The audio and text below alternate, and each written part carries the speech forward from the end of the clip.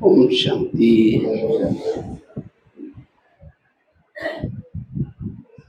नांदेड़ में शायद बहुत समय के बाद 2004-05 के आसपास कुछ आया था, तो ड्रामानुसार अचानक नांदेड़ याद आया। तो आज एक बहुत अच्छा विषय पर हम चर्चा करेंगे। हम भविष्य के राजा कैसे बने। नांदेड़ वालों को बनना है राजा? किसको किसको बनना है? हाथ खड़ा करो। वाह, सबको राजा बनना है। लेकिन राजा बनने का आधार क्या है? हम भविष्य में कैसा पद ऊंचा प्राप्त करें, उसके लिए अगर भविष्य में ऊंच पद प्राप्त करना है, उसके लिए पुरुषार्थ चाहिए। क्या? आज हर ब्राह्मण चाहता है मुझे संस्कारों को परिवर्तन करना है। सब चाहते हैं, सब चाहते हैं संस्कारों को बदले, व्यवहार को बदले। लेकिन आज हमारे जीवन में प्रॉब्लम्स आ रहे हैं। उस सब की जड़ क्या है? स्वयं की इंद्रियों की अधीनता। जो स्वयं की इंद्रियों के अधीन है, वो अधिकारी नहीं बन सकता। राजा बनने का आधार है, बाबा कहते बच्चे स्वयं को परिवर्तन करो। तो स्वयं को परिवर्तन करना मतलब क्या करना? बैच पहन लिया, सफेद ड्रेस पहन लिया, रोज आकर के मुरली सुनी, हो गया परिवर्तन? परिवर्तन का आधार है हमारी हर कर्म इंद्रियां ईश्वरीय ज्ञान में चले। तो सभी इंद्रियां ज्ञान में चलती हैं। कान ज्ञान में चलता है, आंखें ज्ञान में चलती हैं। जिसको बाबा कहते हैं स्वराज्य अधिकारी बनो। जिसको और शब्द में बाबा कहते हैं बच्चे, चैरिटी बिगेन्स एट होम। आप अपने घर को सुधारो। घर मतलब लौकिक नहीं। कौन सा घर? ये शरीर आत्मा का पहला घर है। तो क्या शरीर भी घर में सब ज्ञान में है? आंखें ज्ञान में है? अगर आंखें ज्ञान में होती, योग में बैठते ही बंद हो जाती। और कोई मोबाइल में गलत चीजें देखते तब बंद नहीं होती। इसका मतलब आंखें ज्ञान में नहीं चल रहे। अगर कान ज्ञान में चलता, कोई परचिंतन सुनाता है, अच्छा और क्या हुआ, वो उठ के भी जा रहे हैं कहीं, क्या और क्या हुआ।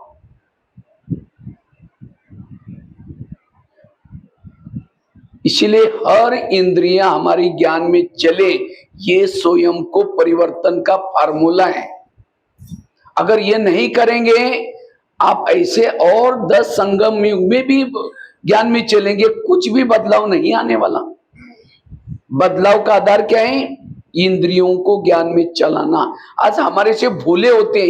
ये काम, ये क्रोध, ये लोभ, ये विकार आते कहां से? इंद्रियों के माध्यम से आते। इसलिए हमारी हर इंद्रियों के अंदर विकारों के लिए नफरत आ जाए, संस्कार के लिए नफरत आ जाए। ब्रह्मा, हमें कोई नया पुरुषार्थ नहीं करना है। जो मम्मा ने किया, जो बाबा ने किया, दादियों ने किया, वही करना है। तो बाबा ने क्या पुरुषार्थ किया? बाबा ने रोज अपनी इंद्रियों का दरबार लगाया। सुनते ना कहानी, बाबा क्या करते थे? रोज अपने इंद्रियों का दरबार लगाते थे। अगर दुनिया के शास्त्र इकट्ठे करो, ग्रंथ इकट्ठे करो, एक पहाड़ बन जाएगा। हुआ कुछ नहीं, विकार बढ़ते गए। आखिर बाबा को परम धाम से आना पड़ा। और बाबा ने क्या किया? इन विकार पर कंट्रोल करने के लिए इंद्रियोजित बनने का महामंत्र पक्का कराया और आत्माभिमानी का पाठ पक्का किया। ये 2 बातें ही विकारजित मायाजित बना देंगी। इसके बिना कोई इलाज नहीं। यह है स्वयं को परिवर्तन करने का महामंत्र। इसलिए हर इंद्रियां हमारी ज्ञान में चली, हर इंद्रियां श्रीमत प्रमाण चले। यह है पुरुषार्थ। आजकल मम्मी पापा इतना बिजी रहते हैं, बच्चा कहाँ जा रहे हैं, किसके संग में जा रहे हैं, क्या देखता है, उनको देखने के पूछने का टाइम ही नहीं है। और जब बच्चा गलत काम करता है उनकी आंखें खुल जाती हैं। इसी तरह आज हम अपने आप में इतने व्यस्त हैं, मेरी आंखें क्या देख रहे हैं, मेरा मुख क्या बोल रहा है, मेरा मन क्या सोच रहा है, उसको देखने का पूछने का टाइम ही नहीं है। इसीलिए रोज अपनी इंद्रिया, कहावत है ना, अंधेरी नगरी चौपट राजा, टकेसर बाजी टकेसर काजा। इस नगरी का राजस्व है, इसके अंदर जोचे हो रहे, आंखें जोचे देख रहे हैं, मुख जोचे बोल रहे हैं, परिवर्तन नहीं होगा। करण असफल जीवन में क्यों बना? क्योंकि उसके रथ ने उसको धोखा दे दिया।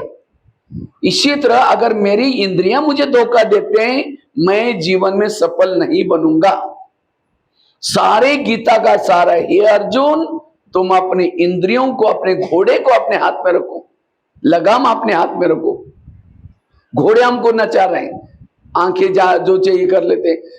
पानी के ऊपर से नौका जाएगी, पार कराएगी, नौका के अंदर पानी आएगा, डुबा देगी। इंद्रियों को चलाता हो जीवन में सफल बनता है, जिसको इंद्रियां ही चलाते वो डूब जाता है। आज हमारे आपस में दूरियां क्यों पैदा होती है? मन सोचता है ये सामने वाला जो आ रहा है ना, ये बेकार है, इन्होंने हमको धोखा दे दिया है, संकल्प देता है, और आत्मा चुपचाप सुनती है। तुरंत आत्मा से बात करो, हे आत्मा, हे बुद्धि,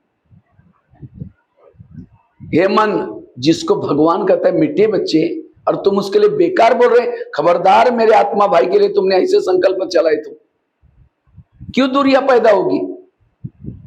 ये इंद्रियां हमारी आपस की दूरियां पैदा होती है। इंद्रियों हमारे किसी का अपमान किया, वो हमारे से दूर हो जाता है। अगर मुंह का ऐसा अपमान ना करें तो दूरियां क्यों पैदा होगी?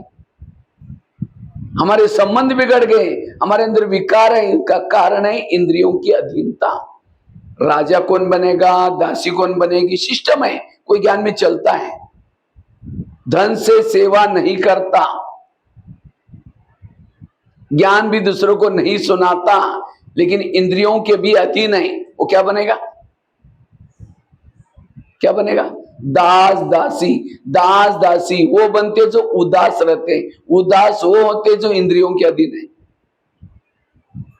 जो किसी का श्रृंगार नहीं करते, वो भविष्य में श्रृंगार करने वाली बनेगी। दासी क्या करते हैं? श्रृंगार करते हैं। कोई ज्ञान में चलता है, धन सेवा में लगाता है, ज्ञान भी दूसरों को सुनाता है, लेकिन इंद्रियों के अधीन है, वो क्या बनता है? साहूकार बनेगा, राजा नहीं बनेगा। साहूकार क्यों बना? क्योंकि धन से सेवा की, ज्ञान दूसरों को सुनाया। कोई ज्ञान में चलता है, धन सेवा में नहीं लगाता, ज्ञान भी दूसरों को नहीं सुनाता, लेकिन कहता है बस मुझे पुरुषार्थ करना है। इतना गुप्त पुरुषार्थ, तपस्या करें, इंद्रियों जिद बन गया, तो वो क्या बनेगा? राजा। लेकिन कौन सा राजा? कंगाल राजा। क्यों? धन से सेवा नहीं की, ज्ञान दूसरों को नहीं सुना है। और कोई ज्ञान में चलता है, धन से सेवा करता है, धन भी लगाता है, इंद्रियों पर भी शासन है, वो है संपन्न राजा। तो चेक करो आपकी गाड़ी कौन से ट्रैक पर चल रहे? दासी वाली हूं, साहूकार वाली हूं? अभी मेरा शरीर छूटे तो मैं क्या बन सकता हूं? मुकड़ा देख ले प्राणी, देखो अपने आप को, मैं क्या बने? हाथ खड़ा किया था, हम राजा बनने वाले। तो चेक करो क्या तन धन से सेवा करते हैं, इंद्रिय पर शासन है, ये सारा है, तब जाकर के संपन्न रहे। और बाबा ने ये नहीं कहा कि मधुवन में रहने वाले राजा बनेंगे, ये भी नहीं कहा कि जो मम्मा बाबा को देखा वो राजा बनेंगे, ये भी नहीं कहा जो समर्पित। राजा बनने के लिए स्वराज्य अधिकार स्थिति चाहिए। यह है पुरुषार्थ। इसी से आपके जीवन में परिवर्तन आएगा, इसी से आपको ऊंच पद मिलेगा। इतना ही नहीं, आपकी सारी समस्याओं का समाधान है स्वराज्य अधिकारी बनना। आज क्या क्या समस्या है? मुझे सहन नहीं होता। क्यों सहन नहीं होता? इंद्रिय आपको धोखा दे रहे हैं। योग नहीं लगता, क्यों नहीं लगता है? सारा दिन व्यर्थ देख रहे, व्यर्थ सोच रहे हैं, व्यर्थ बोल रहे हैं, तो कैसा योग लगेगा? जिसका इंद्रियों पर शासन है सब कुछ। आज कई कहते सतयुग आएगा कब, कितना साल बाकी है? बाबा ने कहा था कि संगम युग केवल 100 साल का है, अभी तो 13-14 साल रह गए, कृष्ण जन्म लिया होगा नहीं। सतयुग पहले अपने अंदर बनाओ। सतयुग का गायन क्या है? एक धर्म, एक राज्य, एक भाषा, एक कुल, एक मत। क्या एक आत्मा का शासन बॉडी पर है? एक धर्म धारणा है? जब ये शरीर एक इंडिया है, इसमें अखंड भारत बनाओ। आंखें जो चाहे देख रहे हैं, मुख जो चाहे बोल रहे हैं, इसमें अखंड धन है तो बाहर कैसे आएगी? इसलिए इंद्रियों जिद बनना, स्वराज्य अधिकारी बनने का पुरुषार्थ। जैसे भारत में अंग्रेज घुसे थे, क्यों घुसे थे? कहानियां पता है ना क्यों घुसा? भारत में नवाबों का शासन था, बंगाल का नवाब, बिहार का नवाब, सूरत का नवाब। अंग्रेज आए, नवाबों के साथ दोस्ती की, दिल्ली के पर अटैक किया और भारत क्या हो गया? गुलाम हो गया। इसी तरह शरीर में हमारे एक इंडिया है और इसकी राजधानी का है ब्रुकुटी में राजा रहता है, दिल्ली यहां है। लेकिन इस शरीर रूपी इंडिया में कई नवाब है। कौन से? कान, नाक, मुंह, आंख, अपना अपना शासन है। तो माया रूपी अंग्रेज आते हैं, काम क्रोध आते हैं और इस इंद्रियों रूपी नवाबों के साथ दोस्ती करते हैं। आंख के साथ दोस्ती की, कान के साथ दोस्ती की और आत्मा के ऊपर अटैक किया। और इसीलिए शरीर रूपी देश हमारा गुलाम है। किसे? विकारों के अधीन है। तो हमारा पुरुषार्थ और कुछ नहीं, इस शरीर रूपी इंडिया को माया से के गुलामी से स्वतंत्र बनाना। तो भारत को स्वतंत्र कैसे बनाया? कैसे बनाया? जगह जगह पर सभा लगाई, जालियनवाला बाग, नारे लगाए, वंदे मातरम। अंग्रेज लोग वंदे मातरम बोलने नहीं देते थे क्योंकि उनको लगता था वंदे मातरम मतलब बांधो और मारो। नारे लगाए, नमक का सत्याग्रह। मुझे लगता है भारत में पेपर तब से चालू हो गया। पहला पेपर केसरी पेपर लोकमान्य तिलक ने शुरू किया था। उस गणपति के त्योहार भी तब से चालू हुआ ताकि त्योहार के बहाने लोग इकट्ठे हो जाए और स्वतंत्रता के बारे में कुछ चर्चा करते रहे।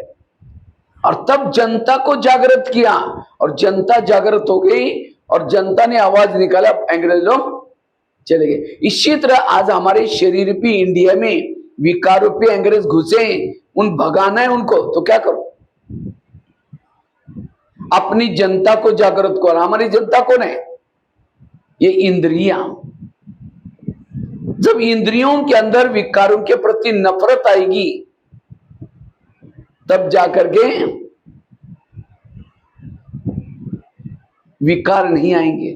पहले जमाने में राजे किस में रहते थे? किले में रहते थे। किले के कई दरवाजे रहते थे, कान, मुंह, कान। ये भी हमारा शरीर रूपी किले के दरवाजे हैं।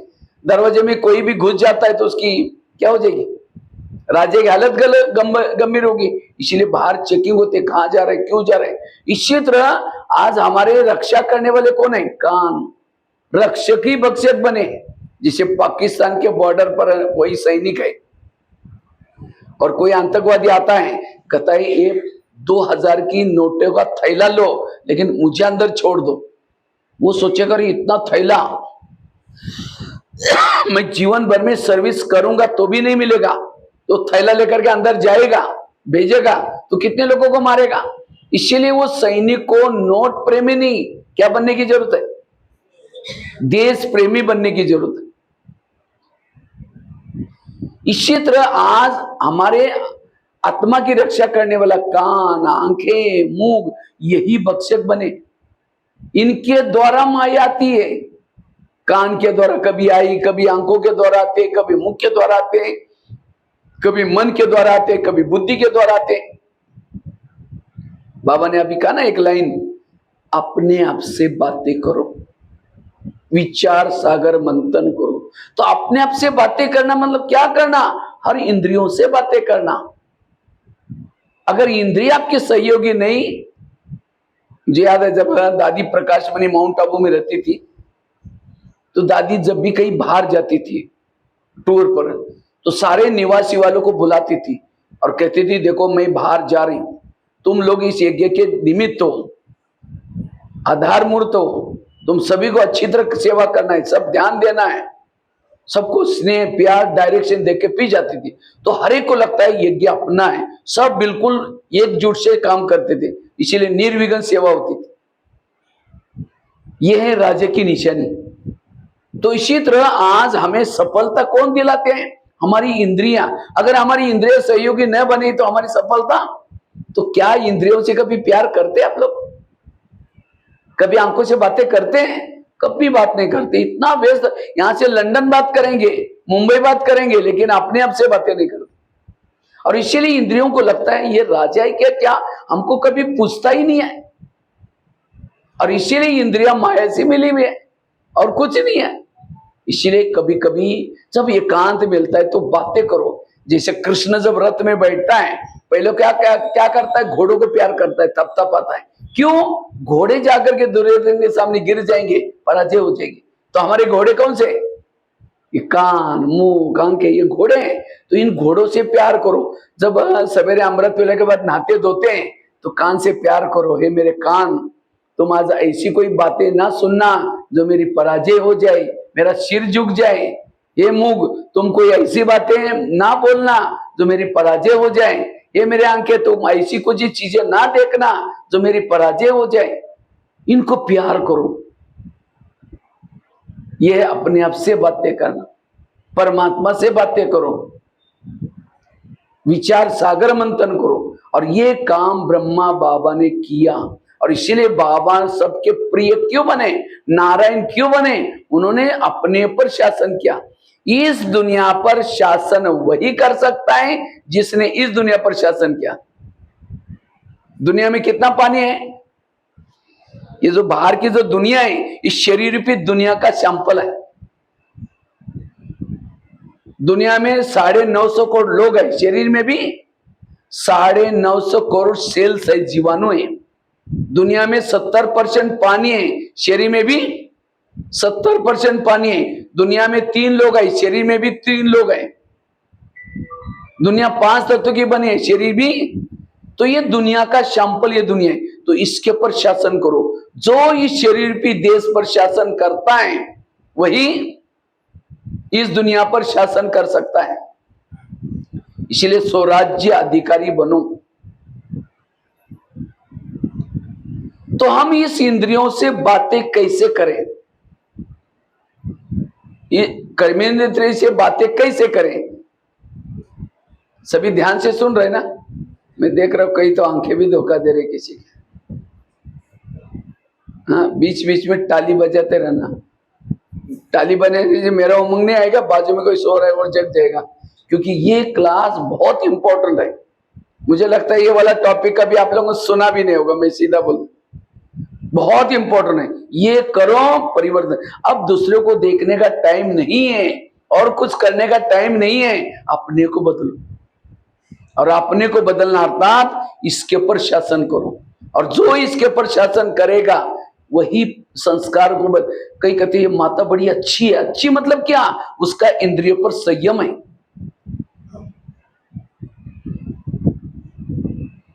तो कैसे हमें इंद्रियों से बातें करना है? अमृत वेला करने के बाद रोज क्या करो? शरीर पे देश में प्रवेश करो और प्रवेश करके एक एक इंद्रियों से बातें करो। सबसे पहले बात करो कान से। हे मेरे कान, तुम मेरे इस राज्य की शान हो। अगर तुम ना होते मैं ईश्वरी महावाक्य के कैसे सुनता? इसलिए तुम्हारा बहुत बहुत धन्यवाद। मेरा तुम्हारे पर इतना विश्वास है, मैंने तुमको बॉर्डर पर रखा है। कान का है, बॉर्डर पर है, लेकिन मेरा तो तुम्हारे पर विश्वास है। लेकिन आजकल तुम मुझे धोखा देते हो। मुझे तो पता नहीं था। आज मैं परम हितैषी शिव बाबा के पास अमृत वेला गया था, क्योंकि वो मेरा दोस्त है, मेरी राजे देना चाहता है। लेकिन आजकल तुम मुझे धोखा दे रहे, मुझे पता नहीं था। मेरे दोस्त ने मुझे इशारा दिया है। इसलिए हे कान, तुम मेरा खाते हो, मेरे राज्य में रहते हो और मुझे धोखा देते हो। क्योंकि कान जिंदा क्यों है? कहां से खून सप्लाई होता है? आत्मा ने कमाया हुआ खून सप्लाई होता है। अगर कान थोड़ा डिस्टेंस में यहां होता तो जिंदा रहता। इसलिए हे कान, तुम मेरा खाते हो, मेरे राज्य में रहते हो और मुझे धोखा देते हो। अगर तुमने कुछ व्यर्थ सुना, मैं तुमको सजा दूंगा। आगे चलो, मुख के साथ। और कान को कहो ये भी नहीं समझना मुझे कुछ पता नहीं चलता। आजकल शरीर रूपी किले के चारों तरफ से मैंने शीशी कैमरे लगे हैं। आजकल लगाते ना शायद क्या मेरे कौन आया, तो मुझे हमें भी सब पता चलता मैंने क्या गलत किया क्या, क्योंकि हमें हमारा बुद्धि रूपी नेत्र क्या है, एक्टिव है। इसलिए हे कान, तुमने अगर कुछ गलत सुना मैं सजा दूंगा। आगे चलो, मुख के साथ बात करो। हे मेरे मुख, तुम ही मेरे इस राज्य की शान हो। अगर तुम ना होते मैं ईश्वरीय मावो के दूसरों को कैसे सुनाता। लेकिन कभी कभी तुम अपमान करते हो किसी का, तो क्या मैंने तुमको अपमान करने के लिए रखा? अगर तुम किसी का अपमान करोगे मैं तुमको सजा दूंगा। आगे चलो, आंखों के पास है आंखें। मुझे 84 जन्म में बहुत सारे आंखें मिली, लेकिन तुम्हारे जैसे भाग्यशाली आंखें कोई नहीं मिली, क्योंकि तुम्हारे द्वारा मैंने सत्यम शिवम सुंदरम को देखा है। देखा है ना मधुबन में बाबा को। जिस परमात्मा को देखने के लिए दुनिया से आंखें तरस रहे, एक सेकंड के लिए तरस रहे, और तुमने इस प्रभु को घंटों तक देखा है, तो क्या प्रभु को देखने में तुम्हारा पेट नहीं भरा? तुम इस संसार की व्यर्थ बातें क्यों देखते हो? अगर देखेगा मैं तुमको सजा दूंगा। आगे चलो, पांव के पास। हे मेरे पांव, तुम भी मेरे इस राज्य की शान हो। अगर तुम ना होते मैं सेवा करने के लिए कैसे जाता? सेवा की मुख ने, आधा पाप पुण्य किसको मिला? भाषण किया मुख ने, आधा पाप पुण्य किसको मिला? पांव को। हाथ ने कर्मना सेवा की, आधे पुण्य किसको मिला? इसलिए कोई भी व्यक्ति घर में आता उसके चरण छूते। चरण में तो कोई आत्मा नहीं है, क्यों छुआ? क्योंकि पांव क्या करता है, घुटने के ऊपर पूरा शरीर को उठा के लेके जाता है, सिर पर उठा करके। एक्चुअली कोई आता है तो छूना चाहिए यहां आत्मा को, लेकिन आत्मा को नहीं छूते। छूते किसको? क्योंकि पांव ने वहां लाया। लेकिन कभी कभी पांव क्या करते हैं, पर चिंतन करने के लिए लेके जाता है। पर चिंतन किया मुख ने, आधा पांव के ऊपर गया। अगर पांव कहता नहीं नहीं मैं ये काम नहीं करूंगा, तुमको जाना है तो भले जाओ, मैं राज्य के लिए ईमानदारी का काम करता हूं, जिसका खाता हूं मैं इसको धोखा नहीं दे सकता हूं, तो मुंह कहेगा ठीक है तुम नहीं आएगा मैं जा रहा हूं, निकल करके जाएगा अकेला। पांव भी मिला हुआ है, सारी इंद्रिय में मिली है। आज कई माताएं कहते हैं मुझे मेरे बच्चे मानते ही नहीं है। क्यों नहीं मानते? जिसकी इंद्रिया नहीं मानती उसका कहना कोई नहीं मानेगा। आज कई कहते हैं मुझे कोई रिगार्ड देता ही नहीं। जब इंद्रिय आपकी रिगार्ड नहीं दे रहे, वो भी आपका कहना नहीं मान रहे, तो कौन मानेगा? इसलिए इसको ठीक करो। सतयुग में प्रकृति मानेगी, लोग मानेंगे, सब कुछ चलेगा।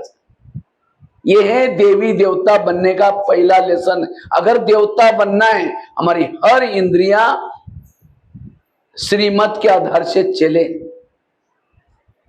स्वराज्य अधिकारी, जो स्वयं स्वराज्य अधिकारी करता है वही विश्व की राज्य ले सकता है। आगे चलो, मन के पास। हे मन, तुम्हें मेरे इस राज्य की शान हो।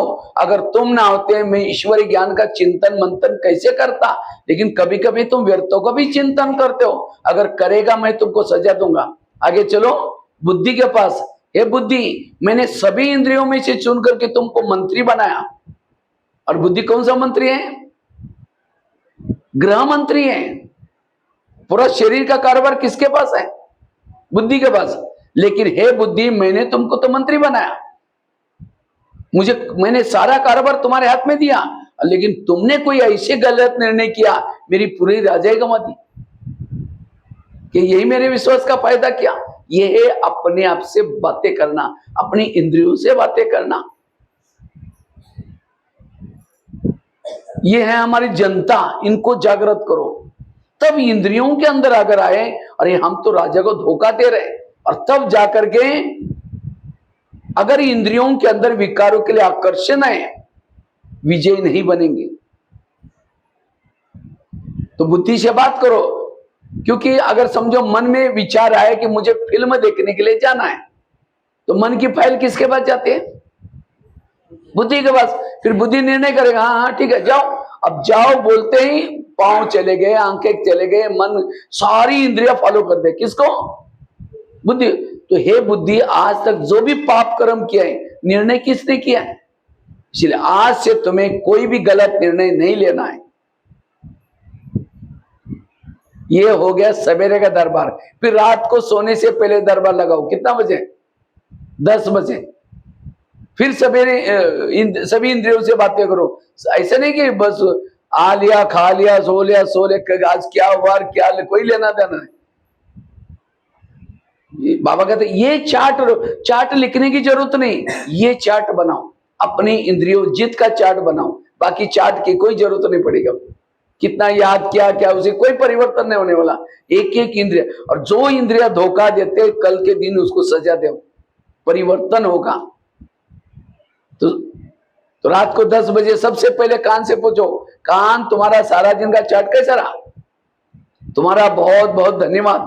7 बजे तुम्हारे द्वारा मैंने मुरली सुनी थी, लेकिन 12-1 बजे को एक माता जी आई थी और कोई व्यर्थ बातें सुना रही थी। वो फलानी बहन ऐसे है, वो भाई ऐसा है, वो ऐसा है, और तुमने नजदीक जाकर सुना था, और क्या हुआ? मैंने शीशी कैमरे के अंदर देखा भाई। तो बताओ, तुमको मना किया था तो भी तुमने सुना, इसीलिए तुम्हारे लिए सजा मना कोई कैंची लेकर के कान को काट करके नहीं फेंको। ठीक है, तुम मेरे रास्ते से निकल जाओ, ये सजा नहीं दो, अलौकिक सजा। कौन सी? दोबारा मुरली सुनो, क्योंकि जिस कान में ज्ञान कमी है वही पर चिंतन सुनेगा, तो उसको क्या सुनाओ? मुरली सुनाओ। ये है उसकी सजा।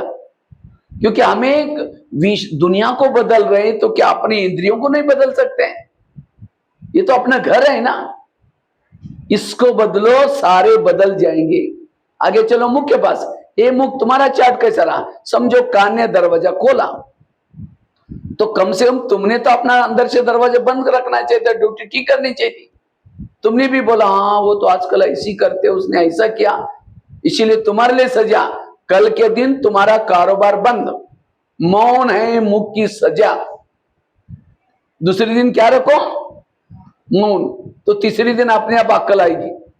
इसी तरह हर इंद्रियों से बातें करना, शिक्षा देना, सावधान। जैसे प्रधानमंत्री दिल्ली में शांति में कब रहेंगे? उसके पार्टी के सारे लोग अपनी अपनी ड्यूटी एक्यूरेट करेंगे। एक ने गलत काम किया, उनकी नींद फिट जाएगी। इसी तरह आत्मा शांति में ब्रुकुट में तब बैठेगी जब हर इंद्रिया अपनी ड्यूटी एक्यूरेट करेंगी, तब आत्मा को शांति होगी। जैसे प्रधानमंत्री को किसी ने गाली देने वाला पत्र लिखा, वो पत्र कहां जाता है? कहां जाता है? उसके पीए के पास जाएगा, पीए पढ़ेगा, फिर कहेंगे क्या फालतू आदमी लिखता है, इतना अच्छा काम कर रहा है, माना उसका पीए हितैषी है। तो हमें कोई गाली देता है, हमारा पीए कौन है? फिर कान हमारा कौन है? पीए। तो कान जब गाली जब कान तक आते, कान क्या करता है? फटाफट आत्मा तक पहुंचाता है, देखो हमको गाली दी, मुख डिस्टर्ब, मन डिस्टर्ब, सारे डिस्टर्ब है। और सवेरे की 4 पेज की मुरली थी, सुनी थी, उसको कान अंदर नहीं भेजता, आज बाबा ने ऐसे बोला, वो निकाल लेता है। इसका मतलब कान मेरा हितैषी नहीं है। अगर आपकी इंद्रियां आपकी हितैषी नहीं, आपका भला कैसे होगा? इसलिए इंद्रियों को अपने हितैषी बनाओ। आज मोबाइल में गलत चीजें देखते, आंखें बंद नहीं होती, उस समय देखती रहते, और मुरली सुनते हैं, योग लगाते, बंद हो जाते। मेरी हितैषी नहीं है, इसलिए बातें करो उनसे। क्यों बंद हो जाते? जबकि रात में सोए थे, ड्यूटी के समय आपको बराबर नींद आ रहे, बातें करो उनसे। ये है सोरा। तो राजाओं की भी निशानी होते हैं। राजा की पहली निशानी क्या है? राजा दानी होता है, राजा के घर से कोई खाली नहीं जाता। तो आप लोगों ने हाथ खड़ा किया था, हम राजा बनने वाले हैं, तो इतना दान करते हैं। एक कईयों को क्या लगता है, ब्रह्मा कुमारी जी में आए, हमें सब कुछ मिलने वाला है। ये हमारी गलत फहमी। अगर यहां आकर के कुछ करेंगे नहीं, मिलेगा कुछ भी नहीं। एक कहानी आपके साथ शेयर करता हूं। एक बहू थी, शादी से पहले बहुत दान पुण्य करती है, लेकिन जब उसकी शादी होती है दान पुण्य नहीं करती, क्योंकि उसकी शादी सेठ जी के घर में हुई। वो थे सेठ जी, लेकिन थे कंजूस।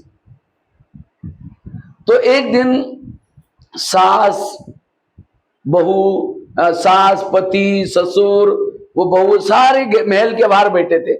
इतने में एक सन्यासी आया और सन्यासी ने भिक्षा मांगी, मुझे भिक्षा चाहिए। तो बहू क्या कहते, मैं खुद बासी खाती हूँ और भूखी सोती हूँ, तुमको कहां से दो। अब सन्यासी को सास को तो बड़ा गुस्सा आया, ये क्या बोल रहे, भूखी सोती हूँ, हम इतने बड़े घर के अंदर रहते हैं। सन्यासी था इसलिए उसने कुछ बोला नहीं। सास ने दोबारा कहा कि मुझे भिक्षा चाहिए। कहते सुना नहीं तुमने, मैं खुद बासी खाती हूँ, भूखा सोती हूँ, तुमको कहां से दो। सन्यासी चला गया। सास उठी, उसको 2 थप्पड़ लगा दी। कहते तुमने मेरा नाम बदनाम किया, कब तुमको भूखा सुलाया। कहते मैं रोज भूखी सोती हूँ, बासी भी खाती हूँ। कहा कि मेरी शादी शेठ जी के घर में हुई है, ये तो मेरे पिछले जन्मों के पुण्य का फल है, पिछले जन्म का कार्य। अच्छा भूखी कब सोती हो। कहते अगले जन्म के लिए आप मुझे कुछ करने ही नहीं दे रहे दान पुण्य, इसलिए मैंने कहा भूखी सोती हो। तो उसको बात समझ में आई। कहते ठीक है, घोड़े के लिए जो चने पेश कर उसको दिया करो। अब एक दिन चने देते, उसको मन में आता है मैं चने दान करूंगी, अगले जन्म में क्या मिलेगा, चने के चने ही मिलेंगे। तो इसी तरह कहीं हम बासी खा करके भूखा तो नहीं सो रहे। आज इतना माल मिल रहा है, हमें इतनी पालना मिल रहे हैं, कितना ज्ञान मिल रहे हैं, ज्ञान योग की पालना। दुनिया में तो एक बूंद के लिए तरस रहे, यहां तो सागर मिला हुआ है। ये कौन से कर्मों का फल है। 63 जन्मों में जो दर दर में भटके थे, व्रत किया था, उपवास किया था, भक्ति किया था, उसका फल है। तो कौन सा कार्य है, हाँ? बासी कार्य है, पिछले जन्मों का कार्य है। लेकिन आज मैं बीके बंद करके कुछ किया ही नहीं, तो भविष्य के लिए कैसे सो रहे हैं, भूखे सो रहे हैं। आप कभी अपना चित्र बनाओ, मैं भविष्य का कैसा चाहता हूं। मुझे अगर तन तंदुरुस्त चाहिए, मुझे तन से सेवा करनी है। कभी यहां आओ, इतना बड़ा भवन है, यहां झाड़ू पोछा करने का काम करो। कभी मधुवन में जाओ, जो तन से सेवा करेगा, यज्ञ में तन लगाएगा, उसको ही तन तंदुरुस्त मिलेगा। अगर आपके पास धन है, धन से सेवा करो। जो संगम में धन सेवा में लगाता है, उसको ही धन से भरपूरता मिलेगी। अगर आपके पास व्हीकल है, कोई गाड़ी है, कोई सेवा में जरूरत है, सेवा में लगा दो। जो चीज देंगे वही चीज मिलेगी। इसलिए बासी खा करके भूखा, और अभी तो सफल करने का समय है, आगे समय ऐसा आएगा, लोग यहां ला करके कहेंगे हमारा प्लॉट ले लो, हमारा जमीन ले लो, हमारे पास पैसे। क्योंकि धीरे धीरे बाबा की प्रत्यक्षता होती जा रही है। और देखो कितने बड़े बड़े लोग ज्ञान में चल रहे हैं। द्रौपदी मुर्मू राष्ट्रपति जैसे, आजकल गीता का भगवान के ऊपर कितनी सारी कॉन्फ्रेंस हो रहे हैं। लोगों को पता चल रहा है वास्तव में गीता का भगवान शिव है। जब प्रत्यक्षता होगी, लोग ला करके डालेंगे। लेकिन मधुवन से डायरेक्शन आएगा, कृपया यहां कुछ भी नहीं दो। जब 1500 की नोटा बंद हो गई थी उस समय, तो क्या किया लोगों ने, फटाफट ला करके भंडारी में डालना शुरू किया। तो ले करके 3-4 महीना दिया था, तो सेंटर वाले ला करके चेंज करके ले सकते थे। लेकिन मधुवन से डायरेक्शन क्या आया, कृपया 1000 और 500 की पुरानी नोटा भंडारी में ना डालें। और पहले डालने के लिए बोलते तो हाथ थर-थर कांपता था, डालो ना डालो 1000 के और 500 के। और जब बंद हो गया तो ला करके डालना शुरू किया। मैं जब शांतिवन में किचन में बैठा था, तो एक माता जी आई, कहते भाई जी हमने चाय पत्ती लाए हैं। हमने कहा ठीक है माता जी, वो बॉक्स से लेके आता, रख दो। तो उसके बाद चाय पत्ती, वो जो चाय बनाने वाला भाई वो बॉक्स को लेके गया, खोला तो देखा चारों तरफ से चाय पत्ती का ये है, और बीच में 1000 और 500 की नोटा। तो भाई कहता भाई चाय तो कम है, उसमें सारा नोटा ही भरा हुआ है। तो मैंने कहा वो डायमंड हॉल में जाकर के चिट्ठी लेकर के दे दो, जो माता ने चाय पत्ती भंडारे में दिए थे, भंडारे वालों से मिले। 10 बार आनंद में आई नहीं, क्या उसका जमा हो गया बाबा? क्या वो और ही भोलेनाथ को ठग दिया झूठी मोटी देख करके। इसी तरह बाबा कहते जो करना है आप वो कर लो। इसलिए हमें तन से, मन से, धन से, जो हर प्रकार की सेवा करता है। वैसे तो आप सभी नांदेड़ निवासी नहीं है, कहां के हैं? मधुवन निवासी। यहाँ क्यों आए? यहाँ आपको जैसे मिलिट्री में होता है ना, अलग अलग जगह पर पोस्टिंग होती है, वहां की दुश्मनों को लड़ने के लिए। इसी तरह आपकी भी पोस्टिंग कहाँ हुई है? नांदेड़ में। और घर में नहीं रहते हैं, वो भी घर भी आपका क्या है, एक सेवा केंद्र है। जैसे मिलिट्री में अलग अलग टुकड़ियां होती हैं, वहां एक कमांडर होता है और उसके बाद सिपाही होते हैं, वो सोल्जर। सोल्जर क्या करते हैं, सारा दिन दुश्मन से लड़ते हैं, फिर बाद में हथियार लेने के लिए कहाँ आते हैं, कमांडर के पास आते हैं। इसी तरह सेंटर का यहाँ बना हुआ एक टुकड़ी लगी है और यहाँ बहनें हैं, कौन है, कमांडर है। और आप सभी कौन है, युद्ध के मैदान में लड़ने वाले सैनिक है। तो आपको सारा दिन लड़ करके माया से फिर एक घंटे के लिए कहा आना है, ये यहाँ किसी लिए आते हैं, ये हथियार मिल रहा है अच्छी तरह, बारूद राइफल सब, ये एक एक पॉइंट ये हथियार है, ये लेके जाना है। अगर एक दिन भी नहीं आएंगी, माया कहेगी अच्छा इसके पास कोई हथियार नहीं, देख लूंगी।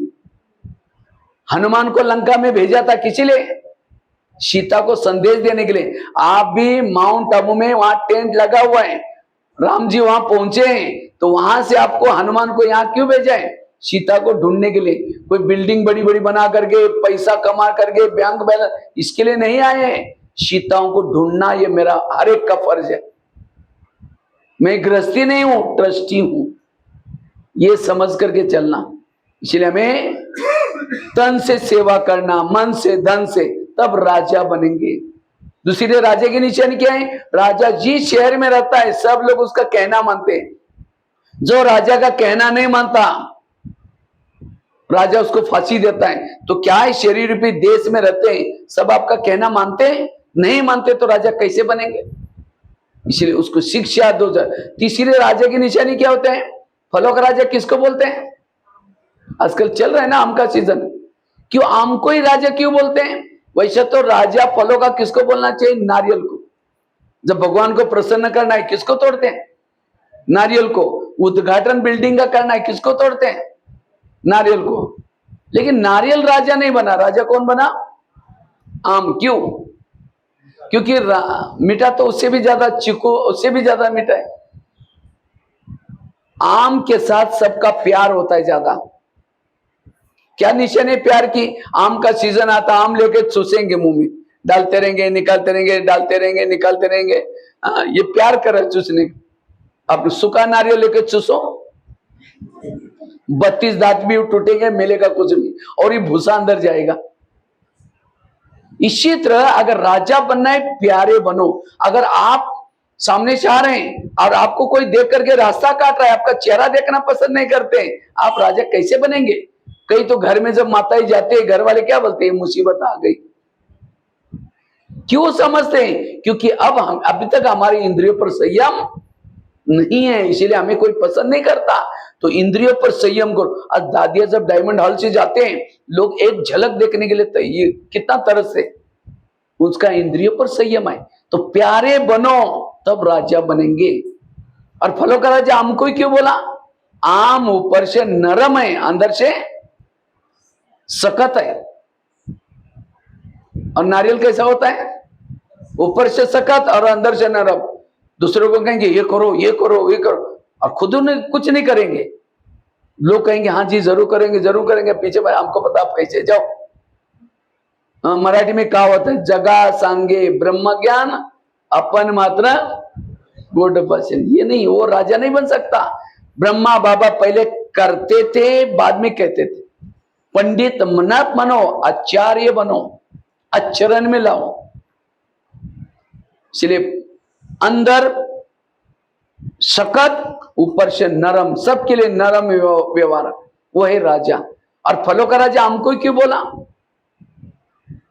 क्योंकि आम जब कहीं थक जाता है, कोई व्यक्ति परेशान हो जाता है धूप में, कहां सोता है, आम के पेड़ के नीचे जाकर सोएगा, उसकी सारी थकान मिट जाएगी। और कोई गलती से नारियल के नीचे जाकर सोएगा तो छाया तो छोड़ो, नारियल टूट करके सिर भी तोड़ देगा उसका। अगर आपके संपर्क में कोई आया दुनिया से तंग होकर के, परेशान होकर के, यहाँ क्यों शांति ढूंढने के लिए आया, और यहाँ की कोई उल्टी सुल्टी बात सुने, अरे यहाँ भी तो ऐसे लोग रहते हैं जो पैसे देते हो उसके आगे करते, वो ऐसा है वैसा है, इनकी भी लोभ लालच क्या खत्म हुई, उल्टी सुल्टी यहाँ की बातें सुनाई। वो आया था शांति के लिए और ही दिमाग खराब करके गया। वो कैसे राजा बनेगा। राजा बनने के लिए छाया दो, दूसरे का दुख हरो, सबको सुख दो, वो है राजा। और फलों का राजा आम को क्यों बोला? आम जब फल लगता है झुकता है, नारियल को फल लगता है तो कहां होता है? और ऊपर जाता है। जिसके अंदर विशेषता गुण आने के बाद नम्रचित रहता है वो है राजा। इसलिए कहते हैं भगवान को प्रसन्न करने के लिए क्या करो? नारियल तोड़ो। नारियल जो आपके अंदर रियल नहीं उसको छोड़ो, तोड़ो। वास्तव में आत्मा का प्रतीक है नारियल। आत्मा को कितनी शक्ति होती है? मन, बुद्धि और नारियल को भी 3 होल होते ना, हर नारियल में 3 ही होल होते हैं। ये मन, बुद्धि, आत्मा का कलर केसरी है, नारियल का भी कलर लगभग केसरी। तो आत्मा के अंदर शांत स्वरूप, आनंद स्वरूप, शक्ति स्वरूप बहुत सारे गुण हैं, लेकिन ऊपर विकारों का कवच लगा हुआ है। इसी तरह नारियल भी कोई साधारण चीज नहीं। नारियल में पानी होता है, खोबरा होता है। अगर नारियल का पानी कोई भी बीमारी में पियो, कई बीमारी ठीक हो जाएगी। इसलिए कोरोना काल में नारियल की कीमत 400-500 हो गई, क्योंकि पेशेंट बहुत सारे हुए थे। इसी तरह आत्मा के अंदर की ओरिजिनल संस्कार शांत स्वरूप, लेकिन ऊपर विकारों का कवच लगा हुआ है। इसलिए भगवान को प्रसन्न करने के लिए क्या करते हैं? वो नारियल नहीं, अपना आत्मा का नारियल तोड़ो। नारियल केवल शिव जी के सामने, मूर्ति के सामने रखा, प्रसन्न नहीं होते। तोड़ करके उसका पानी डालेंगे, कोबरा रखेंगे, तब कहेंगे भगवान प्रसन्न हो गया।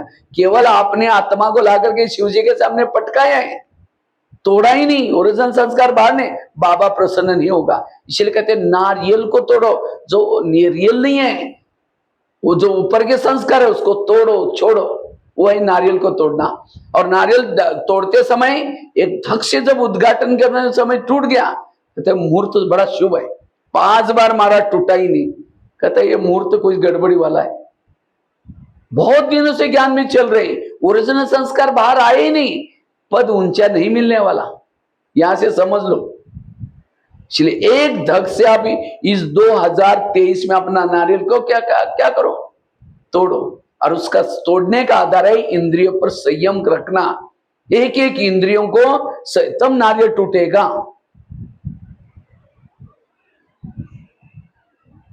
और लास्ट की राजा की निशानी क्या है? राजा क्या करता है? शिकार करता है। राजा शिकार किसकी करता है? शेर की। ऐसे नहीं कि चूहा मार के आया। और वो पहले के जमाने में क्या करते थे, वो कोई भी शिकार करने के बाद उसको कंधे पर लटका करके, दो लकड़ी रहती थी, लकड़ी के ऊपर डांग करके 2 व्यक्ति, एक आगे एक पीछे, शिकार बीच में लटका करके उसको ढोल बजा करके मृदंग निकालते थे। अब सबको लगता था वाह क्या बहादुर है, इतनी बड़ी शिकार किया। और राजा शिकार किसकी करता है? शेर की। ऐसे नहीं कि चूहा मार के आया और डंडे को बांध करके घुमा रहा है। लोग झाके देखे, अरे ये तो क्या है, चूहा तो बच्चे भी मारते, कोई ये राजा काय का? इसी तरह आपको भी क्या करना है? राजा बनने के लिए शिकार करना है। शिकार मतलब अज्ञानी आत्मा को ज्ञानी बनाना है। और वो भी ऐसे नहीं कि 2-4 दिन के बाद मरने वाले बूढ़े को ज्ञान सुना क्या है, वो तो सुवाबिली हो गया। तो राजा बनने के लिए शिकार करो। तो किसने आज तक शिकार की है? शिकार मतलब अज्ञानी आत्मा को ज्ञानी बना करके पक्का बिके बनाया, ज्ञान योग में चल रहे हैं। किसने शिकार किया? हाथ खड़ा करो। 4-5 बस। और बाकी राजा बनने के लिए सबने हाथ खड़ा किया था। और प्रजा ही नहीं तो राज्य किसके ऊपर करेंगे? हाँ? इसलिए बाबा कितना, क्योंकि बाबा की जो मुरली चलते दासियों को, साहूकार को नहीं चलती, राजा के लिए। लेकिन ये जो सुनता है करता नहीं, वो अपने आप दासी, वह बाकी दासी के लिए कोई अलग स्कूल नहीं, यही है। इसलिए राजा बनने के लिए जो कहता वो करना। कितना बाबा कहते हैं मंदिर में जाओ, इसको ज्ञान सुनाओ। हम यहां से सुने, घर में बिजी हो गए, करते ही नहीं। मुझे तो शिकार करने का बड़ा शौक रहता है। मैं जब भी टाइम मिलता है पूरा भारत में निकलता रहता हूँ। कितना बड़ा कारोबार है, किचन में सेवा, ये वो दुनिया भर की। अब हमारी कमरा तो एसी का है, तो भी मेरे को कई बोलते हैं कि आप ये सब छोड़ करके गर्मी में इतना कहाँ धक्के खाने के लिए बसों में ये जाते। राजा बने तो करना पड़ेगा। अब प्रधानमंत्री बनने के लिए कितना गला भी बैठा है, तो कितनी बड़ी बड़ी सभा लगाते हैं। 5 साल की कुर्सी मिलने वाले हैं, और आपको 21 जन्मों के लिए मिलने वाले हैं। तो कितना इतना नशा है। इसलिए सेवा करो, बिना सेवा करते प्रजा नहीं बनेगी। आपने शेयर होल्डर बनाओ। आज दादियों ने शेयर होल्डर बनाए, जितना वो हम बाबा बाबा बोलते थे आधा शेयर उनको भी मिलता था, इसीलिए उनकी स्थिति अपने आप अच्छी होगी। और हम तो अकेले मेहनत कर रहे हैं और इसीलिए प्रॉब्लम आ रही है। इसलिए महीने में एक को बिके जरूर बनाओ और शेयर को मार करके पालना करके मधुबन में लेके आना, फिर मैं देखूंगा कितने नांदेड़ वालों ने शिकार किए। एक महीने का एक बिके तो साल का कितना हो जाएगा? 12 करेंगे ना? कौन कौन करेगा? अभी हाथ खड़ा करो शिकार करने का। लेकिन याद रखना, शिकार बड़ी सावधानी से की जाती है। कई बार ऐसा भी पेपर में आता है, कोई शिकार करने के लिए गया था, शेर ने उसको फाड़ कर रख दिया। कई तो ऐसे सुनाने के लिए जाएंगे, आजकल हम ब्रह्मा कुमारी जाते हैं ना, आप भी चलो ना, बड़ा अच्छा ज्ञान है। अच्छा, ओम शांति में आप भी जाते हैं? अरे वहां बाहर का भोजन खाते नहीं, ब्रह्मचर्य का पालन करते हैं। ये कोई लाइफ है क्या? इसीलिए दुनिया में है। अरे विनाश, ये तो होता रहता है। खाओ पियो मौज करो, ओम शांति। कल से खुद ही आना बंद कर दिया। गया था शिकार करने के लिए, शेर ने उसको। इसीलिए शिकार करने के लिए क्या क्या लेके जाते हैं? ढाल तलवार ये सारा लेके जाते हैं। कोई अगर शेर ये करता है तो ढाल लगा करके बचा के आते हैं। इसीलिए आप भी क्या करो, ड्रामा की ढाल, ज्ञान की तलवार सारा लेके जाओ। अगर कोई नहीं मानता, ये मेरे कुल का नहीं, कुल का नहीं, कुल का नहीं करके बचा करके अपने आप को शिकार करने के संस्कार चाहिए। महीने में एक को बीके जरूर बनाओ। आप कई कहते भाई जी बहुत सुनाते, कोई सुनते नहीं। अगर नहीं सुनता तो आपके पास जो ज्ञान के तीर है उसके अंदर धार नहीं है, योग की पावर कम है। वाणी के साथ योग भी चाहिए, तब सुनेंगे। अच्छा नहीं सुनता, कोई बात नहीं, इसको जाली में तो फंसाओ। ये सेंटर क्या है? शेरों को पकड़ने के लिए जाली बना कर रखिए। मीठा मीठा बोल करके लेके आओ, मारने का काम बहने कर ही देगी। लेकिन जिसने यहां तक लाया आदि दुआ किसको मिलेगी? उसको मिलेगी। इसलिए शिकार करने के संस्कार चाहिए, और जो शिकार करता वो ही राजा। इसलिए राजा बनने के लिए हमें ये पुरुषार्थ करना है। लेकिन राजा बनने के लिए और ये महत्व का पुरुषार्थ है, आत्मिक स्थिति चाहिए। जिसकी आत्मिक स्थिति, जैसे घर में कोई बड़ा है तो छोटे क्या होते हैं? आपस में लड़ते नहीं, चुपचाप रहते हैं। शरीर में जिसका आत्मा का भान है, सारी इंद्रिया अपने वश में है।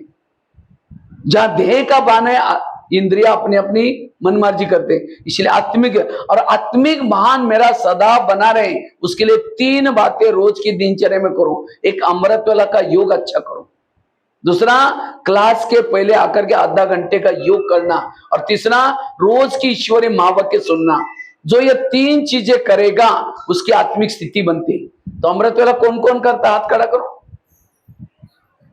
अच्छा सभी लोग करते, लेकिन अमृत वाला का चुपचाप आपका कोई वीडियो बनाया जाए, आपको पता भी नहीं चले, और वही वीडियो सवेरे 10 बजे आपको दिखाई जाए, क्योंकि मेरा है, मैंने ऐसे किया था। दीवार के सारे बैठे, मुंह खोला आंखें बंद है। 2 बार मच्छर अंदर भी गया और बाहर भी गया, पता भी नहीं चला। तो ऐसा योग करेंगे, आत्मिक स्थिति कैसी बनेगी? इसलिए आंखें खोल करके बैठो। समझो कोई मेहमान आए, आपने उनको बुलाया, आपका ही कुछ काम था, वो 10 काम छोड़ के आया। लेकिन जब वो आया, आने से पहले अंदर से दरवाजे की चिटकी नहीं बंद करके, गेट बंद करके सो गए। वो बेल बजा रहे, घंटी बजा रहे, दरवाजा नहीं खोलो। अब उसको कैसा लगेगा? ये कैसे लोग आए? इनका काम करने के लिए मैं आया था, नहीं दरवाजा बंद किया, वो चला जाएगा। फिर फोन करो, क्या बात आप आई नहीं? क्या मैं आया था, बेल बजाई थी, आपने दरवाजा नहीं खोला, आप अंदर ही थे। नहीं नहीं प्लीज आओ। फिर अपना जो आधे रास्ते से वापिस आए, फिर दरवाजा बंद करके सो जाओ। दोबारा फोन करो, क्या बात है आप आए? कहता मैं आया था, फिर भी अभी कभी नहीं आऊंगा, जाओ। इसी तरह अमृत उठेंगे, बाबा को निमंत्रण देंगे, मीठे बाबा, प्यारे बाबा, पाजामा हम आपसे बातें करनी, बातें करनी करनी करनी। तो उसको तो निमंत्रण दिया, दरवाजे खिड़की तेरे द्वार खड़ा भगवान, भगत भर ले झोली। इसलिए आंखें खोल करके बैठो, और केवल खोल के भी नहीं, कोई घर में मेहमान बैठा है उसके चेहरे की तरफ देखते रहो। वो कह के फोन क्यों किया था? इसलिए कई भाई बहन क्या करते हैं, बाबा के फोटो की तरफ देखते रहेंगे, समझते योग हो गया। बीच में देखेंगे और कितना समय देखना है, अब कोई घर में मेहमान है, उसको देखते रहो चेहरे की तरफ, घड़ी की तरफ, उनको लगा मैं आने के कारण कहीं डिस्टर्ब हो गया, इनको कहीं जाना होगा, मुझे जाना पड़ेगा। इसलिए लगन में मगन होकर के बैठो। कई तो क्या करेंगे, मैं आत्माओं शांत स्वरूप शक्ति, अब जा रही चांद सूरज तारांगन के बारे से वहां जी झुटका लगा देंगे, हड्डी गुड्डी टूट जाएगी। एक कुमारी ने मुझे क्वेश्चन पूछा, कहते भाई साहब मैं अमृततला उठती हूँ लेकिन परम धाम में नहीं जाती हूँ। हमने कहा क्यों? कहते उसी समय हमारे घर के ऊपर बहुत अंधेरा होता है। एक कुमार मुझे पूछता है कि भाई साहब मैं अमृततला उठता ही नहीं, नींद नहीं खुलती। हमने कहा क्यों? अलार्म लगाए करो। कहते अलार्म लगाओ तो लेकिन सुनाई नहीं पड़ता। हमने कहा क्यों? कहते मैं सोने के लिए परम धाम में जाता हूँ और अलार्म तो यहाँ बेड पर बजता है, इतना लंबा डिस्टेंस है, कैसे सुनाई पड़े? कोई बॉम्बे में अलार्म लगाएगा तो यहाँ कैसे सुनाई पड़ेगा? इसलिए मैं इतना दूर जाता हूँ। हमने कहा वो परम धाम में नहीं जाते, धाम तो बहुत है, निद्रा लोग, स्वप्न लोग, कई लोग हैं, परम धाम में जाओ तो सुनाई पड़ेगा। इसलिए अमृत वेला अच्छी करना, और जो अमृत वेला अच्छी करता है उसकी आत्मिक स्थिति। दूसरा, क्लास के पहले, क्लास कितना बजे होते हैं यहाँ? 7 बजे। योग कितना बजे चालू हो जाता है और पहुंचते कितने हैं? अपने आप से पूछो। मैं कोई शहर में गया था, मुझे इतना अच्छा लगा वहां का नियम, वहां 5:30 से 6 योग, 6 से 7 मुरली। तो 5:30 बजे होते ही मैं जब गया था, क्लास फुल, एक भी उसके बाद आया नहीं। तो मैंने बहन जी को कहा कि शायद मैं आने वाला था। नहीं, बोला भाई जी हमारा सारा दिन का नियम ही है, हर रोज का नियम है, 5:30 बजे होते ही हमारे मेन आने का एंट्रेंस का दरवाजा बंद करते हैं हम लोग, उसके बाद कोई एंट्री नहीं करेगा। अगर जिसको आना है बाहर, वहां माइक रखा है, वहीं मुरली सुन के जाएगा, ऐसे जगह पर नहीं आएगा वो। प्रेयर करने के बिना योग करके मुरली सुनता हूं, मुरली कोई काम की नहीं है। अब खेती के तो अनुभव ही है ना, खेती में क्या करते हैं? बीज डालने से पहले क्या करते हैं? हल चला करके तैयार करते हैं। इसी तरह ज्ञान का बीज दिमाग में डालना है, पहले हल चलाओ, योग करके सुनो। तो आधा घंटे का योग करके फिर मुरली सुनना है। हम तो बहाना बनाते हैं, नहीं बहुत दूर रहते हैं, ये सारे बहाने हैं। इसलिए हमें क्लास के पहले हर एक को योग, सेंटर का वायुमंडल बनाने के लिए संगठन में कब योग मिलता है? वही क्लास के पहले। अमृततला तो घरों में करते हैं बाकी सब। इसलिए क्लास के पहले योग हर एक को करना है, और तब जब मुरली सुनेंगे आनंद आएगा। मुरली का एक एक सेंटेंस सुनने के लिए आनंद आएगा आत्मिक स्थिति वालों को। और तीसरा, आत्मिक स्थिति बनाने के लिए रोज हमें ईश्वरीय महावाक्य सुनने का सेंटर पर। आजकल कईयों को माया लगे ऑनलाइन से सुनने की, ऑनलाइन से सुनेगा उसकी पूजा भी ऑनलाइन से हो जाएगी। आजकल मंदिर में कम लोग जाते, क्या करते? देवी को निकाला और वहीं पूजा हो गई। ये किसकी ओर है? जिन्होंने ऑनलाइन में सेवा करते थे, मुरली सुनते थे। बाबा को एक बार दादियों ने पूछा था, बाबा त्रेतायुग वालों के लिए पढ़ाई का प्रबंध आप क्या करेंगे? उसके लिए मधुवन में इतना भवन ये सब बनाना पड़ेगा। बाबा ने कहा कि नहीं बच्चे, त्रेतायुग वालों के लिए पढ़ाई का प्रबंध मैं आगे चल करके करूंगा। अभी 9 लाख क्लास के रेगुलर स्टूडेंट बनाओ, सत्युग की संख्या बनाओ, त्रेतायुग का प्रबंध मैं आगे चल करके जरूर करूंगा। और अब बाबा ने क्या किया? Peace of mind TV, Facebook, WhatsApp ये सब चालू किया। किसके लिए? 33 करोड़ के लिए। तो आपको 33 करोड़ में जाना है, 9 लाख में जाना है? अगर 9 लाख में जाना है तो मुरली सेंटर पर ही सुनिए। बाबा कभी कहते थे आगे चल करके ब्राह्मणों का झाड़ हिलेगा। मैं सोचता इसके लिए क्या होगा, तो पता चला कोरोना आ गया, मुरली बंद हो गई, उसके बाद फिर चालू हो गई। जो जिन्होंने वो ऑनलाइन में सुनने के, उसमें माया ने उसको झड़ा दिया। कई तो कमजोर हो गए, कई ने ज्ञान छोड़ भी दिया। इसलिए ये बहुत बड़ी ब्राह्मणी की परीक्षा हुई थी। इसलिए हमें रोज यहां मुरली सुननी। तो माया कहती अच्छा तुम थिएटर में नहीं आते ना, कोई बात नहीं, मैं तुम्हारे जेब में आती हूं। हमारे संस्कार तो बिगड़े बदले नहीं है। अगर थोड़ा उस कोई संस्कारों का हवा पानी मोबाइल के द्वारा मिलेगा, दोबारा संस्कार जागृत हो जाएंगे। इसलिए जो बाबा ने पढ़ाई का प्रबंध रखा है, वही पढ़ाई का प्रबंध हमें करना है। तो रोज आकर के क्लास में मुरली सुननी, यहां आकर के मुरली सुननी। एक एकलव्य था भील, वो क्या करता है? गुरु द्रोणाचार्य के पास आया, कहता मुझे नंबर 1 चाहिए, मैं अर्जुन से भी बहुत होशियार हूं। उसको कहा कि तुम्हारा गुरु कौन है? कहते आप ही मेरे गुरु है। कहते मेरे सामने तुम कभी आए नहीं, चलो मैं दिखाता हूं। एक जंगल में लेके गया, एक पुतला रखा था और वहां कहता देखो ये आप ही मेरे गुरु हैं। तभी नंबर 1 नहीं दिया। नंबर 1 किसको दिया? अर्जुन को, क्योंकि अर्जुन सामने सीखा था। और वो कहां सीखा था? पुतले के सामने। इसलिए peace of mind, TV, Facebook, WhatsApp, ये भी एक पुतला है। वहां शिवानी बहन के क्लासेस, अच्छे अच्छे क्लासेस, और ज्ञान में तो होशियार बनेंगे, नंबर 1 नहीं बनेंगे। नंबर 1 बनने के लिए क्लास में मुरली सुननी।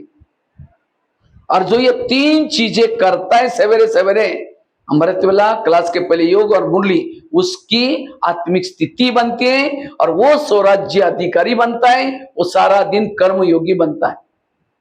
इसीलिए 3 चीजों में हमें मजबूत बनना है। कई कहते नहीं भाई जी इतना दूर जाना पड़ता है, हमें पैसा भरना पड़ता है, रिक्शा के लिए देना पड़ता है। आजकल के बच्चे पढ़ने के लिए कितना दूर दूर तक जाते हैं, कितना दूर जाते हैं। इसी तरह यहां पढ़ाई के लिए कोई खर्चा करेंगे तो मिलेगा कितना, कितनी बड़ी प्राप्ति है। इसलिए हमें भले वो मुरली सुनो, फेसबुक में, व्हाट्सएप में भी सुनो, लेकिन जैसे बच्चे स्कूल में जाते हैं उसके बाद ट्यूशन लगाते हैं, इसी तरह हमें यहां आना है मुरली सुनने, उसके बाद भले वो भी सुनो। लेकिन आजकल उसके अंदर भी बहुत सारी माया फैली हुई है, पता नहीं कौन से अलग अलग ग्रुप, किसी के। अब कईयों को अगर कोई ऐसा वैसा मिल गया, उसी में भी माया आएगी। इसलिए जो अगर क्लासेस भी सुनने हैं, मधुबन में जो चलते हैं, ऑफिशियली जो चलते हैं वही सुनो। और जो सब्जेक्ट कच्चे हैं, समझो योग का सब्जेक्ट कच्चा है, योग का क्लास सुनो। जो भी आया सामने सुनते रहो, भटक जाएंगे। जैसे बच्चे ट्यूशन कौन सा लगाते हैं? जो सब्जेक्ट कच्चा है उसका ट्यूशन लगाते हैं। तो जो ब्राह्मण ये 3 चीजें करता है, अमृत वेला का योग अच्छा करता है, क्लास के पहले आकर के योग करता है, और तीसरा मुरली रोज ध्यान से सुनता है, वो आत्मिक स्थिति में बनता है और वो अपनी इंद्रियोचित बन सकता है। इसलिए 3 चीजें ब्राह्मण होने के नाते हमें पक्की करनी है।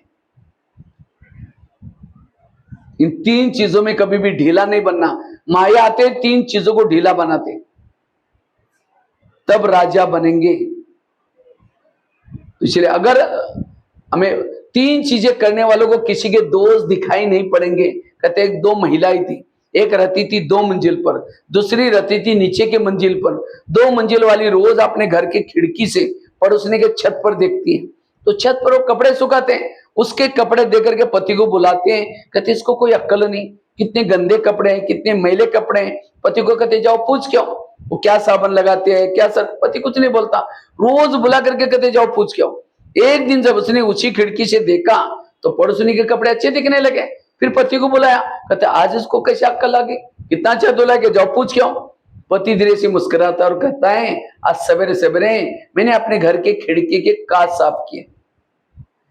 समझ में आया? ताली नहीं बजी। उनकी खिड़कियां गंदी थी इसलिए कपड़े। इसी तरह जिस दिन अमृत वाला नहीं उठेंगे, क्लास के पहले योग नहीं करेंगे, मुरली नहीं सुनेंगे, आपकी बुद्धि रूपी खिड़की कैसी रहेगी? मैली। और उसी खिड़की से जिसको भी देखेंगे सब गलत नजर आएगा। फिर कहते इसको सुधारना चाहिए। सुधारना उसको नहीं, आपकी खिड़कियां गंदी है। इसलिए रोज अपने खिड़की को क्या करो। तो कौन कौन साफ करता है खिड़की? ऐसे खिड़की मतलब घर की नहीं तो अभी मैं पिछले साल नेपाल में गया था, 3 दिन का मेरे बट्टी थी। तो पहले दिन मैंने वो सुनाई ये खिड़की वाली बात, दूसरे दिन 2-4 माता आई नहीं, तीसरे दिन आई। बहनों ने कहा अरे क्यों नहीं आए थे कल, इतनी अच्छी क्लास थी। कहा कि वो भैया ने कहा ना खिड़कियां साफ करो। हम सारा दिन कल खिड़कियां साफ करने में लगे थे। मैंने कोई घर की खिड़की नहीं बोली थी, कौन सी। कभी कभी हम ज्ञान को उल्टा कर लेते।